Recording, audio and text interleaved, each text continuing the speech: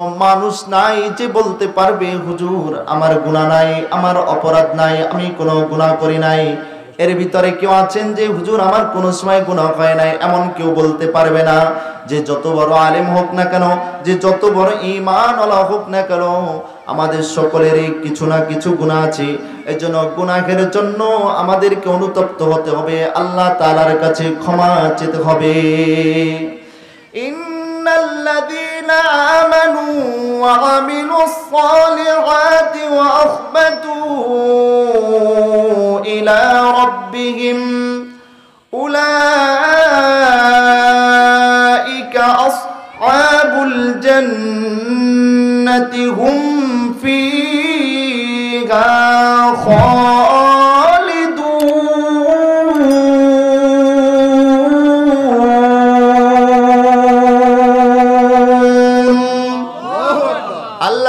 বলেন, হে বান্দা যারা ঈমান এনেছো, ইন্নাল্লাযীনা আমানু ওয়া আমিলুস সালিহাত, আমলে সালেহ করেছো।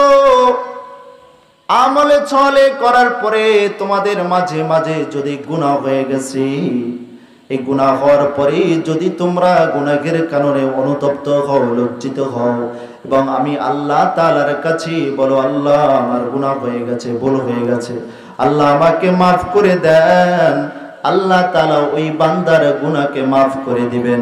গুনাহ তো মাফ করবেনই, আল্লাহ তাআলা তার জন্য এমন জান্নাতকে বরাদ্দ করে দিবেন। উলাইকা আসহাবুল জান্নাতি হুম ফিহা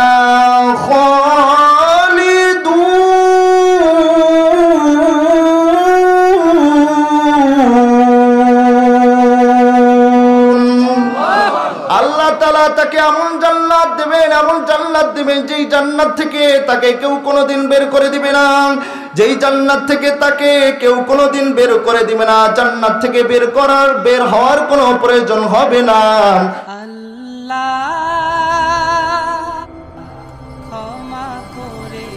মুহিব্বি মিডিয়া, সরল সঠিক পথের সন্ধানে। লা ইলাহা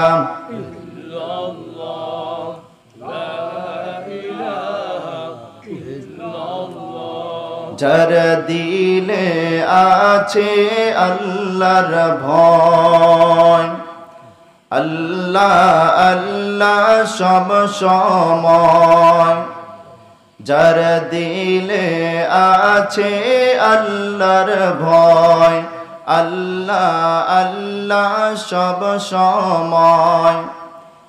আহার নিদ্রা ভালো লাগে না, দুনিয়াদারি ভালো লাগে না, ভালো লাগে যে ইল্লাল্লাহ লা ইলাহা ইল্লাল্লাহ, জোরে লা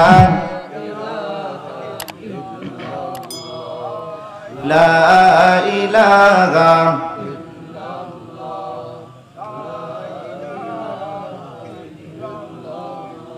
বহু দূরে মাদিনা, আগা কেমনে যাব জানি না, বহু দূরে মাদিনা, আগা কেমনে যাব জানি না।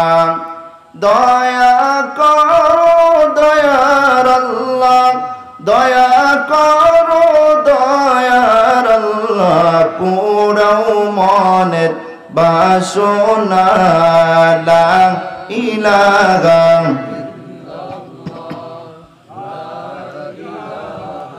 ইল্লাল্লাহ, লা ইলাহা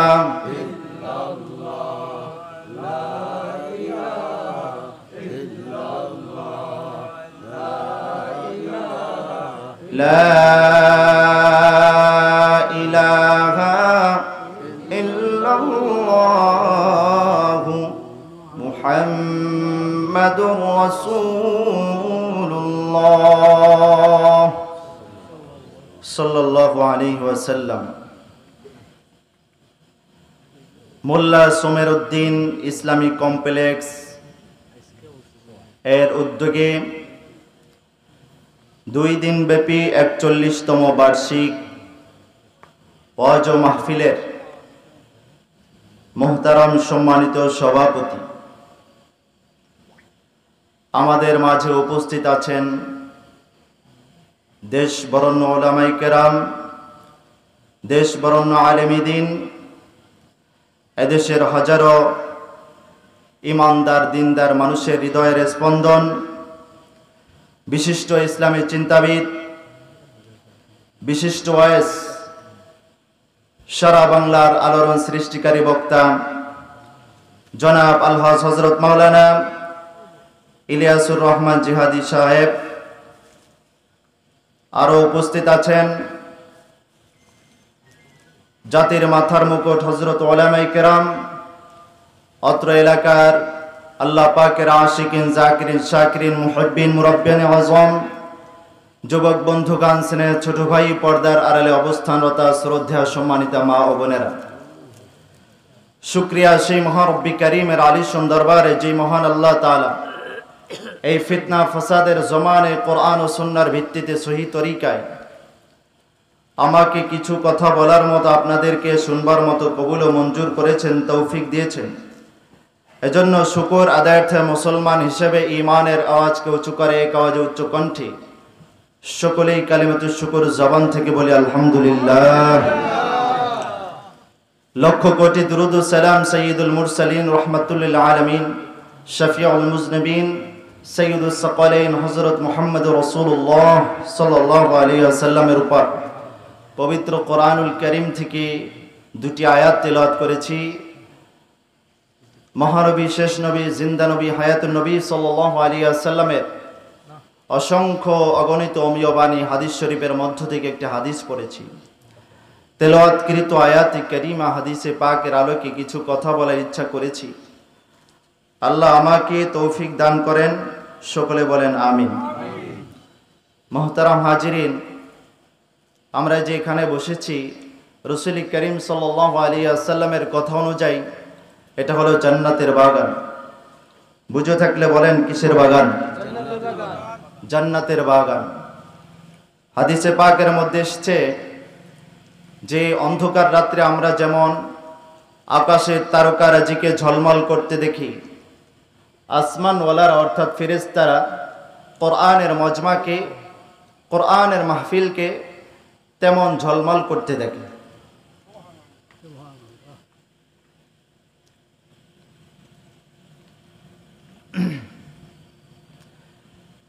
আর এক হাদিসে এসেছে যে আসমানের ফেরেশতারা কোরআনের মজমার মধ্যে এত পরিমাণে একত্রিত হয়, এত পরিমাণে অবতীর্ণ হয় যে কোরআনের মজমা কানায় কানায় পরিপূর্ণ হয়ে যায়।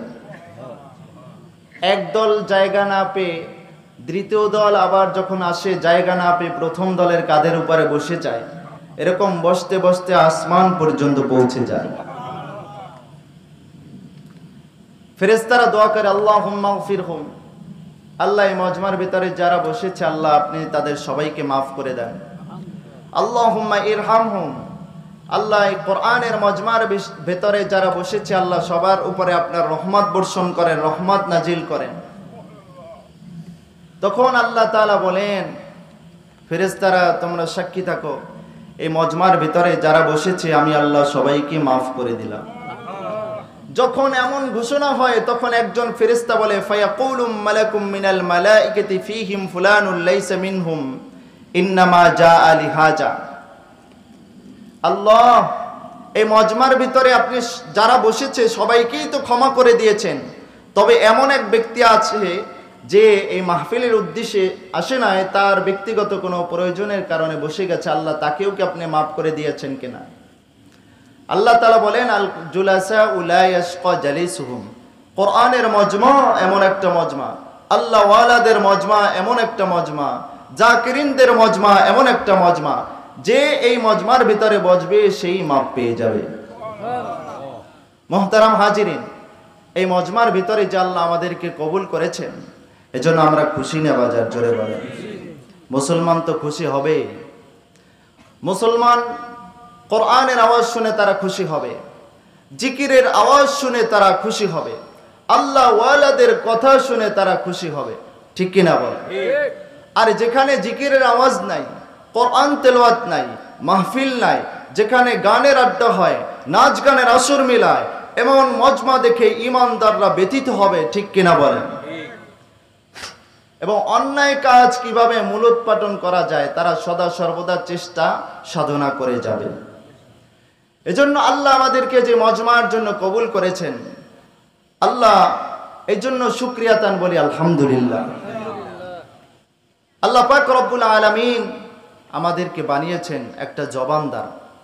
সময় খুব সংক্ষেপ, আলোচনা করলে তো অনেক আলোচনা, তবে আমরা আলোচনা করব আমাদের মুখ্যপাত্র, আমরা যাকে হৃদয় দিয়ে ভালোবাসি, হযরত মাওলানা ইলিয়াসুর রহমান জিহাদি সাহেব হুজুরের বয়ান আমি অনেক আগে থেকেই শুনি, ফলো করি। শুধু আমি না, বাংলাদেশে হাজারো ওলামায়ে কেরাম আছে যারা হুজুরের বয়ানকে ফলো করে, তার বয়ানকে ফলো করে আমল করার চেষ্টা করে। অনেক সুন্দর সুন্দর কথা তার জবান থেকে শুনবেন। আল্লাহ আমাদের সবাইকে তার জবান থেকে যেন এমন কথা বের করে দেয় যা আমাদের জন্য দুনিয়া বা আখিরাতে ফায়দাজনক হয়। আল্লাহ পাক রব্বুল আলামিন আমাদেরকে একটা জবান দান করেছেন। এই জবানটা দান করেছেন, এই জবানওয়ালা বান্দা যখন সুবহানাল্লাহর ডাক দেয়, আল্লাহ পাক রব্বুল আলামিন খুশি হয়ে যায়। এই জবান দিয়া যখন বান্দা আলহামদুলিল্লাহ বলে ডাক দেয়, আল্লাহ পাক রব্বুল আলামিন খুশি হয়ে যায়। এই জবান দিয়া যখন বান্দা লা ইলাহা ইল্লাল্লাহ বলে, আল্লাহ পাক খুশি হয়ে যান। যেই বান্দা লা ইলাহা ইল্লাল্লাহ বলবে, লা ইলাহা ইল্লাল্লাহর তাসবিহ যদি কোনো বান্দা বান্দি 100 বার বলে, হাদিসে পাকের ভিতরে এসেছে তামলা উমা বাইনাস সামাই ওয়াল আরদ, আসমান জমিনের মাঝখানে যত ফাঁকা জায়গা আছে সমস্ত ফাঁকা জায়গাগুলো আল্লাহ নেকি দ্বারা ভরপুর করে দেন। মুহতারাম হাজিরিন, আমরা এমন একটা গ্রন্থ থেকে জানতে এসেছি যে মহান গ্রন্থ আমাদেরকে পথের দিশা দিবে, ঠিক কিনা বলেন? পথহারা পথ ভোলা বান্দাদেরকে পথের দিশা দিয়া জান্নাত পর্যন্ত পৌঁছায়া দিবে। কোরআনের আইন যদি বাস্তবায়ন হয়, ইসলামী হুকুমত যদি প্রতিষ্ঠিত হয়, তাহলে চুরির ভয় থাকবে না, ডাকাতির ভয় থাকবে না, জেনার ভয় থাকবে না, ঠিক কিনা বলেন? নারীর মনে কোনো ভয় থাকবে না, পুরুষের মনে কোনো ভয় থাকবে না। দুনিয়ায় মানুষ চলাফেরা করবে স্বাধীনভাবে। শর্ত হলো কোরআনের শাসন ব্যবস্থা প্রতিষ্ঠিত করতে হবে, ঠিক কিনা বলেন? রাসূল করিম সাল্লাল্লাহু আলাইহি ওয়াসাল্লাম বলেন, যদি কোরআনের শাসন ব্যবস্থা কায়েম হয়, ইসলামী খিলাফত প্রতিষ্ঠিত হয়, তাহলে চোর চুরি করবে না, ডাকাত ডাকাতি করবে না, সন্ত্রাস সন্ত্রাসী করবে না, চাঁদাবাজ চাঁদাবাজি করবে না। কারণ তামাম দুনিয়ার মানুষের মধ্যে একটাই ভয় থাকবে, তা হলো আল্লাহ পাক রব্বুল আলামিনের ভয়, ঠিক কিনা বলেন? শর্ত হলো ইসলামী হুকুমত কায়েম করার জন্য চেষ্টা করতে হবে। ইসলামী হুকুমত কায়েম করতে হবে এবং ইসলামী হুকুমত কায়েম করা প্রত্যেকটা ইমানদার মুসলমান নরনারীর দায়িত্ব, ঠিক কিনা বলেন? হেতু যে অবস্থায় হোক না কেন, প্রত্যেকটা মুমিনের দায়িত্ব ইসলামী হুকুমত প্রতিষ্ঠিত করা। আমরা দোয়া করব আমাদের বাংলাদেশ যেন আগামীর বাংলাদেশ কোরআনের বাংলাদেশ হয়, ঠিক কিনা বলেন? আগামীর বাংলাদেশ যেন ইসলামের বাংলাদেশ হয়। আগামীর বাংলাদেশ যেন ওলামায়ে কেরামদের নেতৃত্বে বাংলাদেশ গড়া হয়, ঠিক কিনা বলেন? খালি এখানে ঠিক বললেই হবে না, বাস্তবে প্রমাণ করে দিতে হবে আমরা কোরআনের পক্ষে, আমরা ইসলামের পক্ষে, আমরা নবীর পক্ষে, আমরা আল্লাহর পক্ষে, আমরা কোরআনের পক্ষে। যতদিন আছি ততদিন সমর্থন করেই যাব, ঠিক কিনা বলেন? মুসলমান ভাইরা আমার, শুধু আমরা এখানে বয়ান করলাম, আপনারা ঠিক বললেন, এর দ্বারা কিন্তু ইসলামী হুকুমত প্রতিষ্ঠিত হবে না, ইসলামী খেলাফত কায়েম হবে না। ইসলামী খেলাফত কায়েম করার জন্য আপনার জান প্রাণ দিয়া সদা সর্বদা চেষ্টা করতে হবে, সোচ্চার থাকতে হবে। আমরা হলাম মুসলমান, ইসলামী খেলাফত প্রতিষ্ঠিত করতে গিয়ে অনেক বাধা বিঘ্নের সম্মুখীন হতে হবে, অনেক প্রতিকূলতার সম্মুখীন আপনাকে হতে হবে। এই সমস্ত বাধা বিঘ্ন প্রতিকূলতাকে ডেঙ্গে আমাদের সদা সর্বদা কোরআনের আইনকে আঁকড়ে ধরতে হবে, ইসলামের আইনকেই আঁকড়ে ধরতে হবে, তাছাড়া কোনো বিকল্প পথ নাই। এজন্য কোরআনের আইন বাস্তবায়ন যতদিন পর্যন্ত না হবে ততদিন পর্যন্ত এই দেশের মধ্যে শান্তি আসবে না। ইসলামী খেলাফত যতদিন পর্যন্ত প্রতিষ্ঠিত না হবে ততদিন পর্যন্ত এই বাংলাদেশ সোনার বাংলাদেশ হবে না, এই বাংলাদেশে শান্তি আসবে না। এজন্য বাংলাদেশের ভিতরে যদি শান্তি আসতে হয়, তাম বিশ্বের ভিতরে যদি কেউ শান্তি দেখতে চায়, কোরআনের আইনের বিকল্প কোনো পথ নাই, ঠিক কিনা বলেন? মুহতারাম হাজিরিন, ইসলামের বিরুদ্ধে অনেক ষড়যন্ত্রকারীরা আছে, কোরআনের বিরুদ্ধে অনেক ষড়যন্ত্রকারীরা আছে, উলামায়ে কিরামদের বিরুদ্ধে অনেক ষড়যন্ত্রকারীরা আছে, যারা সদা সর্বদা ইসলামের বিরুদ্ধে কোরআনের বিরুদ্ধে ষড়যন্ত্রের জাল বুনতে থাকে। আমরা কোরআনের পক্ষপাতিত্ব হয়ে, আমরা ইসলামের পক্ষপাতিত্ব হয়ে সে সমস্ত ষড়যন্ত্রকারীদেরকে বলে দিতে চাই, তোমরা যতই ষড়যন্ত্র করো না কেন, মুসলমানরা কোনোদিন তোমাদের ষড়যন্ত্রের ফাঁদে পড়বে না, ঠিক কিনা বলে? মুসলমান কোরআনের পক্ষে কাজ করেই যাবে, ইমানদার কোরআনের পক্ষে কাজ করেই যাবে। ইসলামী খেলাফত প্রতিষ্ঠিত করার জন্য ইমানদার সোচ্চার থাকবে, চেষ্টা করেই যাবে ইনশাআল্লাহ। আল্লাহ আমাদের সবাইকে তৌফিক দান করেন। শাইখুল হাদিস আল্লামা তকি ওসমানী রহমত হাফিজাহুল্লাহ বলেন, যারা কোরআনের পক্ষে, যারা ইসলামের পক্ষে, যারা মসজিদ মাদ্রাসা মক্তবের পক্ষে, যারা উলামায়ে কিরামদের পক্ষে, তাদের অভিভাবক হলো আল্লাহ। তাদের অভিভাবককে জোরে কন, আরো জোরে কন, তাদের অভিভাবক হলো আল্লাহ। আর যারা এর বিপক্ষে, তাদের অভিভাবক হলো শয়তান। তবে শয়তান যাদের অভিভাবক শয়তান, তারা কি ইসলামকে মহব্বত করে, কোরআনকে মহব্বত করে? মসজিদ মাদ্রাসা মক্তব উলামায়ে কিরামদের কি মহব্বত করে? বরং উলামায়ে কিরামদেরকে তো মহব্বত করেই না। উলামায়ে কিরামদেরকে দেখলে তাদের গায়ে জ্বর উঠে, অ্যালার্জি শুরু হয়ে যায়, ঠিক কিনা বলেন? উলামায়ে কিরাম এই দেশের মধ্যে সর্বশ্রেষ্ঠ মানুষ, ইমানদার দিনদার মানুষ, সর্বশ্রেষ্ঠ মানুষ। যতদিন পর্যন্ত এই দেশের মধ্যে উলামায়ে কিরাম থাকবে, দিনদার মানুষ থাকবে, ততদিন পর্যন্ত এই দেশে শান্তি থাকবে। উলামায়ে কিরাম যখন না থাকবে, দিনদার মানুষ যখন না থাকবে, যখন তামাম দুনিয়া আল্লাহর নাফরমানিতে ভরে যাবে, তখন আল্লাহ তাআলা কিয়ামত কায়েম করে দিবে। যারা দুনিয়াদার আছে তারাও কিন্তু উলামায়ে কিরামদের কারণে, দিনদার মানুষের কারণে দুনিয়াতে বেশি আছে, তারাও রিজিক পাচ্ছে দিনদার মানুষের কারণে, ইমানদারের কারণে, ঠিক কিনা বলেন? ইমানদার থাকবে না, দিনদার থাকবে না, উলামায়ে কিরাম থাকবে না, আল্লাহ বললে লোক থাকবে না, হাদিসে পাকের ভিতরে এসেছে, তখন কিয়ামত কায়েম হবে। এজন্য কোরআনের পক্ষে আমাদেরকে সদা সর্বদা কাজ করে যেতে হবে। রাজি আছি তো ইনশাআল্লাহ? আল্লাহ আমাদের সবাইকে তৌফিক দান করেন। আমরা মুসলমান, আমাদের কাজকর্ম আমলের মধ্যে থাকবে আল্লাহর বিধান, ঠিক কিনা বলেন? আমরা রাসূল করিম সাল্লাল্লাহু আলাইহি ওয়াসাল্লামের আদর্শে আদর্শিত হতে চাই, সাহাবায়ে কিরামদের আদর্শে আদর্শিত হতে চাই। আমরা আব্রাহাম লিঙ্কনের আদর্শে আদর্শিত হতে চাই না, কার্ল মার্ক্সের আদর্শে আদর্শিত হতে চাই না, ডারউইনের বিতর্কিত শিক্ষা সিলেবাস গ্রহণ করে তার আদর্শে আদর্শিত হতে চাই না। আমরা চাই সাহাবায়ে কিরামদের আদর্শে আদর্শিত হতে, রাসূল করিম সাল্লাল্লাহু আলাইহি ওয়াসাল্লামের আদর্শে আদর্শিত হতে। আমরা চাই এই দেশের মধ্যে ইসলামিক খেলাফত প্রতিষ্ঠিত হোক, আল্লাহর বিধান প্রতিষ্ঠিত হোক। তামাম বিশ্ব জগতের একচ্ছত্রের অধিপতি সৃষ্টিকারী হলো আল্লাহ। অতএব সৃষ্টি যার আইন চলবে তার, ঠিক কিনা বলেন? সৃষ্টি যার বিধান চলবে তার। আল্লাহর বিধান ছাড়া অন্য কোন বিধান, এটা বাতিল বিধান, এটা আল্লাহ তাআলার আইনের মুখালেফ বিধান।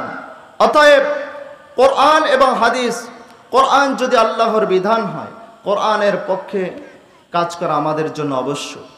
কোরআন যদি আল্লাহর বিধান হয়, কোরআন যদি আল্লাহর মত হয়, আল্লাহর পথ হয়, কোরআনের বাহিরে যত পথ আছে, যত মত আছে, সব ইবলিসের পথ, ঠিক কিনা কন? আর ইমানদাররা কখনো আল্লাহর পথ বাদ দিয়া, কোরআনের পথ বাদ দিয়া, ইমানদাররা কখনো ইবলিসের পথে চলতে পারে। যেন আমাদেরকে সোচ্চার থাকতে হবে, কোরআনের পক্ষে কাজ করতে হবে। রাজি আছি তো ইনশাআল্লাহ? কোরআনের পক্ষে সদা সর্বদা থাকতে হবে। যে যাই বলুক না কেন, আমরা সদা সর্বদা ইসলামের পক্ষে কাজ করে যাব। আল্লাহ আমাদের সবাইকে তৌফিক দান করেন। আমি বলতেছিলাম,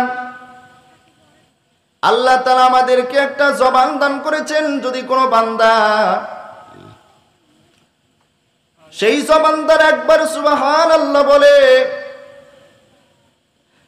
একবার আলহামদুলিল্লাহ বলে, একবার আল্লাহু আকবার বলে, রাসূল করিম সাল্লাল্লাহু আলাইহি ওয়াসাল্লাম বলেন, যতবার সুবহানাল্লাহ আলহামদুলিল্লাহ বলবি, ততবার সুবহানাল্লাহ আলহামদুলিল্লাহর পরিবর্তে জান্নাতের মধ্যে একটা গাছ হয়ে যাবে। যতবার লা ইলাহা ইল্লাল্লাহ বলবে, এই লা ইলাহা ইল্লাল্লাহর বরকতে, এই লা ইলাহা ইল্লাল্লাহর এত মর্যাদা, এত মর্তবা, যে লা ইলাহা ইল্লাল্লাহ যদি কোনো বান্দা বান্দি 100 বার বলে দৈনিক, তাহলে রাসূল করিম সাল্লাল্লাহু আলাইহি ওয়াসাল্লাম বলেন, আসমান জমিনের সমস্ত ফাঁকা জায়গাগুলো আল্লাহ নেকি দ্বারা পরিবর্তন করে। আসমান জমিনের ফাঁকা জায়গাগুলো আল্লাহ নেকি দিয়া ভরপুর করে দেন। আসমান জমিনে যত ফাঁকা জায়গা আছে আল্লাহ এত পরিমাণে নেকি দান করেন যে আসমান জমিনের ফাঁকা জায়গাগুলো নেকিতে ভরপুর হয়ে যায়। চিল্লাইয়া বলেন সুবহানাল্লাহ। এই জন্য মানুষের মধ্যে একটা কলব আছে, ওই কলব যখন স্বচ্ছ হয়ে যায়, পরিষ্কার হয়ে যায়, তখন পুরা মানুষটা স্বচ্ছ হয়ে যায়, পরিষ্কার হয়ে যায়। এক আল্লাহর ওলিকে জিজ্ঞাসা করা হলো, হুজুর, এক আল্লাহর ওলি বলেন, লোকমান হাকিম বলেন, লোকমান হাকিমের মনিব বলেন, লোকমান হাকিম রে, তুমি আমাকে একটা বকরি জবাই করে সবচেয়ে ভালো গোশতটা আমার জন্য পাক করে নিয়ে আসো। লোকমান হাকিম তিনি কি করলেন, বকরি জবাই করে তার যে কলবটা আছে, ছাগলের যে কলব আছে, যে হৃৎপিণ্ড আছে, ওটাকে পাক করে নিয়ে গেলেন, লোকমান হাকিমের মনিবের কাছে দিলেন। আবার একদিন বললেন, লোকমান হাকিম রে, সবচেয়ে নিকৃষ্ট গোশ যে ছাগলের মধ্যে, একটা বকরির ভিতরে, সেই গোশটা আমার জন্য পাক করে নিয়ে আসো। লোকমান হাকিমের জীবনী পড়তে গিয়ে আমি এই ঘটনাটা পেয়েছি। কাসাসুল আম্বিয়ার ভিতরে এসেছেন যে তখনও ওই একই গোশত পাক করে নিয়ে গেছেন। লোকমান হাকিম কে জিজ্ঞাসা করা, যখন তোমাকে ভালো গোশ পাক করার জন্য বললাম, তখনও তুমি একটা গোশ পাক করলা, আবার খারাপ গোশ পাক করতে বললাম, আবার তখনও তুমি একটা গোশ পাক করলা, এর কারণ কি? বলেন, মনিবরে, এই কলব, এটা যদি ভালো হয়ে যায় পুরা ছাগলের গোশটাই ভালো হয়, আর এটা যদি খারাপ হয় পুরা গোশটাই খারাপ হয়ে যায়। অতএব রাসূল করিম সাল্লাল্লাহু আলাইহি ওয়াসাল্লাম বলেন, মানুষের দিলের ভিতরে, মানুষের ভিতরে একটা কলব আছে, ওই কলবটা যদি স্বচ্ছ হয়ে যায়, পরিষ্কার হয়ে যায়, তাহলে আল্লাহ তাআলা ওই বান্দা, পুরা বান্দাটাই স্বচ্ছ হয়ে যায়, ভালো হয়ে যায়, আল্লাহওয়ালা হয়ে যায়। আর কলবটা যদি অপরিচ্ছন্ন থাকে, অস্বচ্ছ থাকে, নাপাক থাকে, তাহলে পুরা বান্দাটা গুনাহগার, পুরা বান্দাটা আল্লাহ তাআলার নাফরমানে পরিণত হয়ে যায়। আর এই কলব পরিষ্কার করার হাতিয়ার হলো মাওলা পাকের জিকির। আমি শুরুতেই একটি হাদিস পড়েছি, লিকুল্লি শাইইন সিকালাতু ওয়া সিকালাতুল কুলুবি যিকরুল্লাহ। সব জিনিস পরিষ্কার করার একটা যন্ত্র আছে, আর কলব পরিষ্কার করার যন্ত্র হলো আল্লাহ পাকের জিকির। কার জিকির? জোরে কর, আল্লাহ পাকের জিকির। এইজন্য প্রত্যেকটা মুমিন বান্দা বান্দির জরুরি যে প্রতিদিন সকাল বিকাল 2 বেলা আল্লাহ পাকের জিকির করা। সুবহানাল্লাহর তাসবিহ 100 বার হবে, আলহামদুলিল্লাহর তাসবিহ 100 বার হবে, আল্লাহু আকবারের তাসবিহ 100 বার হবে, লা ইলাহা ইল্লাল্লাহর তাসবিহ 100 বার হবে। এরকম দৈনিক যদি কোনো বান্দা বান্দি 100 বার করে রব্বি কারীমের জিকির করে, আস্তে আস্তে ওই বান্দার কলবটা আল্লাহমুখী হয়ে যাবে। ওই বান্দার কলবের ভিতরে আল্লাহর মায়া মহব্বত বিরাজ করবে। বন্ধুরে আমার, এই জন্য প্রত্যেকটা মোমেন বান্দা বান্দির দরকার দৈনিক সকাল বিকাল 2 বেলা মালিকের নামের জিকির করা। টাইম সংক্ষেপ, যার কারণে সব বয়ান করাও যাবে না। এজন্য আমাদের সবাইকে দৈনিক 2 বেলা রব্বি কারীমের জিকির করা। আর জিকির করলে আত্মা পরিচ্ছন্ন হয়, কলব পরিষ্কার হয়। আল্লামা খাকানি রহমাতুল্লাহ আলাইহি বলেন, আমি 30 বছর পর্যন্ত শান্তি খুঁজলাম। 30 বছর পর্যন্ত শান্তি খোঁজার পরে আমি কোথাও শান্তি পাইলাম না। 30 বছর পরে আমি যখন রব্বি কারীমের জিকির শুরু করে দিলাম, তখন এই জিকিরে, কোরআন তেলাওয়াতে, আল্লাহ তাআলার জিকিরে আমি এত মজা পেয়েছি, সুলাইমান আলাইহিস সালামের তক্তে চড়ার চেয়েও বেশি মজা আমি পেয়েছি। জোরে বলেন সুবহানাল্লাহ। এজন্য জিকির আজকার বেশি করা। হযরতে সুলাইমান আলাইহিস সালামের তক্ত নিয়ে যাইতেছেন, এক আল্লাহর বান্দা দেখে বলতেছেন সুবহানাল্লাহ। আল্লাহ তাআলা পয়গম্বর সুলাইমান আলাইহিস সালামকে কি ক্ষমতা দান করেছেন, আল্লাহ তাআলা পয়গম্বর সুলাইমান আলাইহিস সালামকে কি ক্ষমতা, কি কুদরত দান করেছেন আল্লাহ তাআলা। এই দেখে যখন সুবহানাল্লাহ বলেন, পয়গম্বর সুলাইমান আলাইহিস সালাম সুবহানাল্লাহর তাসবিহ শুনতে পেলেন, তখন পয়গম্বর সুলাইমান আলাইহিস সালাম ওই বান্দাকে বললেন, ভাইরে, তুমি যে আমার তত্ত্ব দেখে আশ্চর্যান্বিত হয়ে সুবহানাল্লাহ বলেছো, এই সুবহানাল্লাহ, একবার সুবহানাল্লাহর দাম আমার রাজ সিংহাসন এই হাওয়াই তক্তের চেয়েও অনেক দামি। তুমি যে একবার সুবহানাল্লাহ বলেছো, এই একবার সুবহানাল্লাহ বলার দাম আমার এই সুলাইমানের তক্তের চেয়েও অনেক দামি। যেই বান্দা যত বেশি পরিমাণে সুবহানাল্লাহ বলবে, তার অন্তরে তত বেশি পরিমাণে রব্বি কারীমের মহব্বত বিরাজ করবে। যেই বান্দা যত বেশি পরিমাণে আল্লাহু আকবার বলবে, তার অন্তরে তত বেশি পরিমাণে রব্বি কারীমের মহব্বত আসবে। যেই বান্দা যত বেশি পরিমাণে আল্লাহু আকবার বলবে, তার অন্তরে তত বেশি পরিমাণে আল্লাহ তাআলার মহব্বত বিরাজ করবে।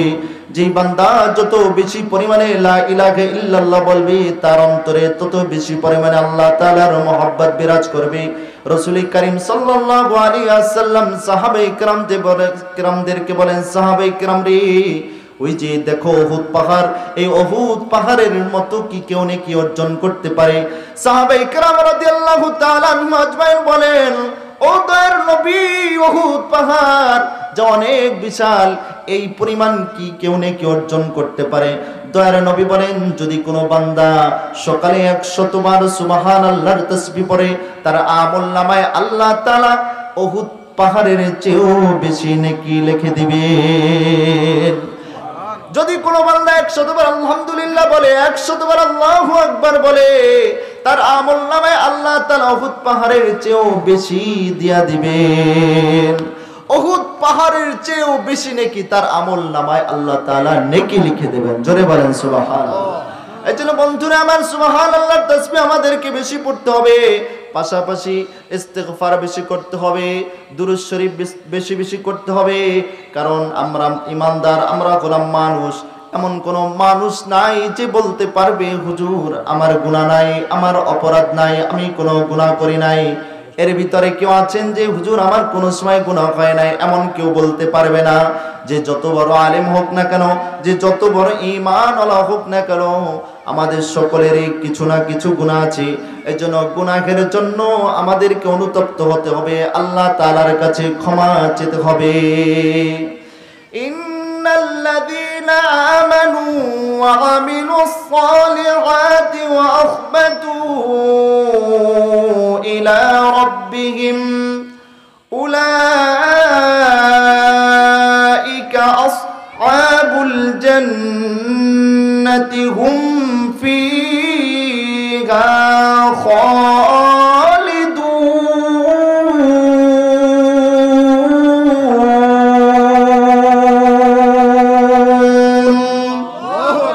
আল্লাহ তাআলা বলেন, হে বান্দা যারা ঈমান এনেছো, ইন্নাল্লাযীনা আমানু ওয়া আমিলুস সালিহাত,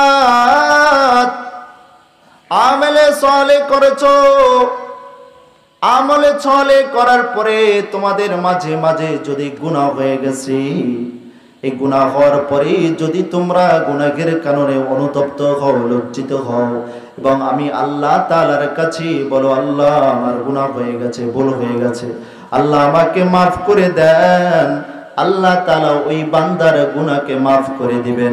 গুনাহ তো মাফ করবেনই, আল্লাহ তাআলা তার জন্য এমন জান্নাতকে বরাদ্দ করে দিবেন। উলাইকা আসহাবুল জান্নাতি হুম ফিহা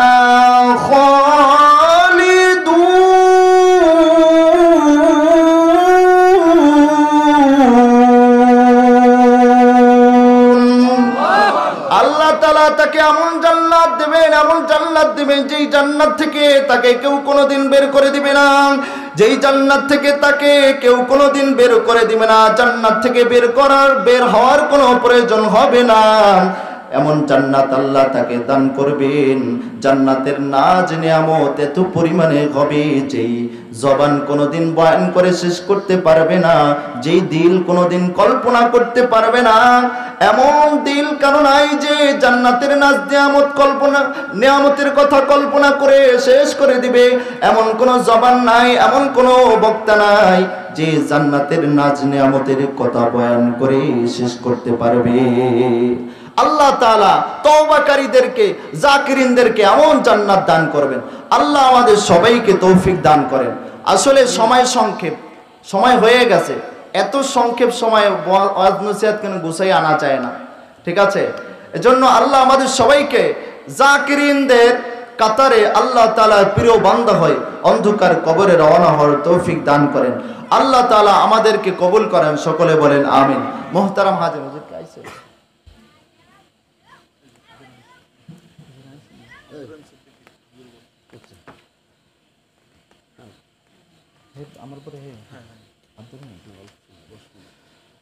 এজন্য আল্লাহ পাক রব্বুল আলামিন আমাদের সবাইকে আল্লাহর পছন্দের বান্দা হয়ে কবরে রওনা হওয়ার তৌফিক দান করেন, সকলে বলেন আমিন। অনেক কথা বলার ইচ্ছা ছিল, আসলে সময় সংক্ষেপ হইলে তাড়া হইয়া যায়, যার কারণে অনেক সময় কথা গুছাইয়াও আনা যায় না, বয়ান করে মজাও পাওয়া যায় না। তবে উলামায়ে কেরামদেরকে যেন আল্লাহ দ্বীনের জন্য কবুল করেন, দ্বীনের খেদমত করার তৌফিক দান করেন। শুধু উলামায়ে কেরামদেরকেই না, বরঞ্চ যারা ঈমানদার মুসলমান আমাদের সবাইকেই যেন দ্বীনের পক্ষে থেকে, কোরআনের পক্ষে থেকে দ্বীনের কাজ করার, কোরআনের পক্ষে কথা বলার তৌফিক দান করেন, সকলে বলেন আমিন। ওয়া আখির দাওয়ানা আলহামদুলিল্লাহি রাব্বিল আলামিন।